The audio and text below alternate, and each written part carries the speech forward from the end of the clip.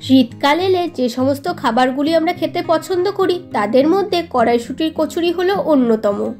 নমস্কার বন্ধুরা, আপনাদের সকলকেই স্বাগত জানাই ঘোষ কিচেনে। আজ আমি আপনাদের জন্য খুবই সহজে কড়াইশুঁটির কচুরি করার রেসিপি নিয়ে হাজির হয়েছি। এই কড়াইশুঁটির কচুরিতে কি দিলে এর স্বাদ দ্বিগুণ হবে সেটাও আমি আপনাদের সাথে শেয়ার করব।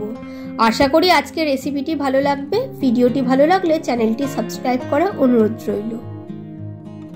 এই রেসিপির জন্য আমি এখানে প্রায় 200 গ্রাম মতো ময়দা নিয়ে নিয়েছি। তার মধ্যে দিয়ে দিচ্ছি সুজি, একটা বড় চামচের সুজি দিলাম, স্বাদ অনুসারে লবণ আর চিনি অ্যাড করে দিলাম। আর এখানে ময়ানের জন্য দিচ্ছি 1 চামচ পরিমাণের সাদা তেল। আপনারা এখানে তেলের বদলে ঘিও দিতে পারেন বা ডালটাও দিতে পারেন, আমি এখানে তেলই দিলাম। এবার এই সমস্ত উপকরণকে একবার শুকনোয় খুব ভালোভাবে মিক্স করে নিলাম। আর দেখুন এইভাবে যখন বলের মতো তৈরি হবে তখনই বুঝবেন ভালোভাবে মাখা হয়ে গেছে। এরপর অল্প অল্প জল দিয়ে একটা নরম ডো আমি তৈরি করে নেব।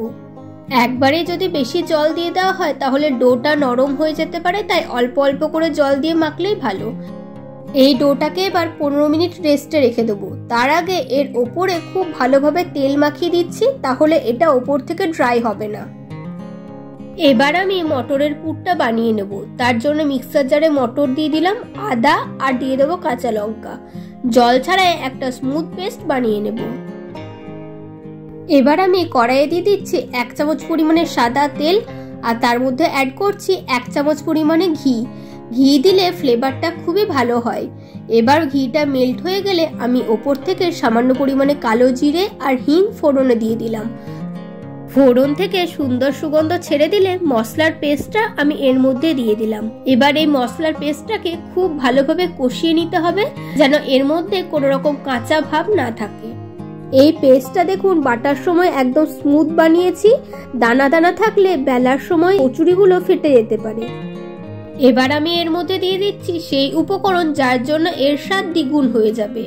আর এই সময় এর মধ্যে স্বাদ অনুসারে লবণও দিয়ে দিলাম। এখানে 1 চামচ পরিমাণে ছাতু দিলাম। ছাতু দিলে এই বাইন্ডিংটাও খুবই ভালো হয় আর স্বাদটাও অনেকটাই বেড়ে যায়। সবকিছুকে ভালোভাবে মিক্স করে নিয়েছি। আর দেখুন এই পুরটা নিজে থেকে কড়াই থেকে উঠে আসছে। এই সময় এটাকে তুলে নেব আর এটাকে খুব ভালোভাবে স্প্রেড করে দেবো, তাহলে এটা খুব তাড়াতাড়ি ঠান্ডা হয়ে যাবে। 15 মিনিট হয়ে গেছে। দেখুন ময়দাটাও আগের থেকে অনেকটাই নরম হয়ে গেছে। এই সমস্ত কিছুকে আরো একবার মেখে নিলাম। ময়দাটা এবার অনেকটাই স্মুথ হয়েছে। এর মধ্যে থেকে এবার একে একে লেচিগুলোকে আমি কেটে নেব।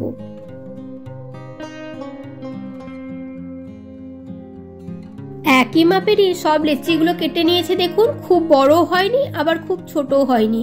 খুব ছোট হলে কচুরি বেলার সময় এটা ফেটে যেতে পারে। আর এইদিকে দেখুন ততক্ষণে মশলাগুলোরও এইভাবে মন্ড তৈরি করে নিয়েছি, তাহলে পুর ভরার সময় অনেকটাই সুবিধা হয়। এবার আমি একে একে পুরগুলো ভরে নেব। পুরগুলো ভরার জন্য দেখুন লেচিগুলো সাইড থেকে চেপে চেপে আমি বাড়িয়ে নিচ্ছি, একটা বাটির মতো তৈরি করে নিচ্ছি।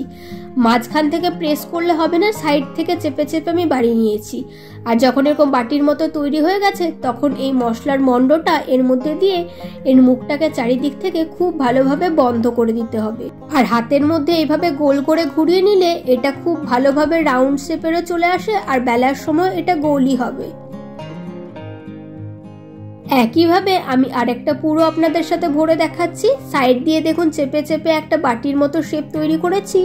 তারপর মশলার মন্ডটা দিয়ে চারিদিক থেকে এই ময়দা দিয়ে মুখটাকে খুব ভালোভাবে বন্ধ করে দিচ্ছি। তারপর হাতের তালুতে খুব ভালোভাবে এইভাবে ঘুরিয়ে সামান্য পরিমাণে প্রেস করে দিচ্ছি। একইভাবে পুরগুলোকে সবের মধ্যে ভরে দিয়েছি। এবার ভেজে নেওয়ার পালা। তো তার জন্য এখানে তেল গরম হতে বসিয়ে দিয়েছি। তেলটা ততক্ষণে গরম হবে আর আমি একে একে কচুরিগুলোকে বেলে নেব। প্রথমেই সামান্য পরিমাণ তেল দিয়ে প্রেস করে আস্তে আস্তে ঘুরিয়ে ঘুরিয়ে এটাকে বেলে নিতে হবে, তাহলে কচুরিগুলো ফাটবেও না আর খুব সুন্দর গোল গোলও হবে।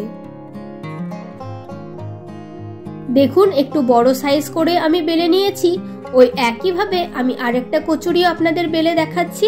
সামান্য পরিমাণ তেল দিয়ে হালকা হাতে প্রেস করে ভালোভাবে গোল গোল করে ঘুরিয়ে ঘুরিয়ে এটাকে বেলে নিতে হবে। কয়েকটা কচুরিকে আমি একইভাবে বেলে নিয়েছি। দেখুন এবার ততক্ষণে তেলটাও গরম হয়ে গেছে, একে একে কচুরিগুলোকে আমি ভেজে নেব। তেলে দেওয়ার পরই হালকা হালকা ভাবে প্রেস করে দিতে হবে, তাহলে কচুরিটা একদম বলের মতো ফুলে উঠবে। বেলার সময় যদি আপনারা এটাকে খুব বেশি পাতলা করে বেলেন তাহলে এটা ফুলবে না, তাই একটু মোটাভাবে এটাকে রাখতে হবে। দেখুন কি সুন্দর বলের মতো ফুলে উঠেছে। ওই একইভাবে আমি সব কচুরিগুলোকে ভেজে নেব। শীতের মরশুমে এরকম কড়াইশুঁটির কচুরি আর সাথে যদি থাকে আলুর দম, তাহলে তো আর কথাই নেই। আপনারা অবশ্যই একবার এইভাবে বানিয়ে দেখবেন, খেতেও হয় খুবই সুস্বাদু আর কচুরিগুলোও হয় খুবই খাস্তা। আশা করি আজকের আমার এই শীতের স্পেশাল রেসিপিটি আপনাদের সকলেরই খুব ভালো লেগেছে। ভিডিওটি ভালো লাগলে অবশ্যই লাইক করবেন আর পরিচিতদের মধ্যে শেয়ার করতে ভুলবেন না। আপনাদের মতামত কমেন্ট বক্সে জানাবেন। আর যারা এখনো পর্যন্ত চ্যানেলটি সাবস্ক্রাইব করেননি অবশ্যই চ্যানেলটি সাবস্ক্রাইব করে পাশে থাকা বেল বাটনটি প্রেস করে দেবেন নিত্য নতুন রেসিপির আপডেট পাওয়ার জন্য। আমি আপনাদের জন্য এরকম আরও রেসিপি নিয়ে আসব।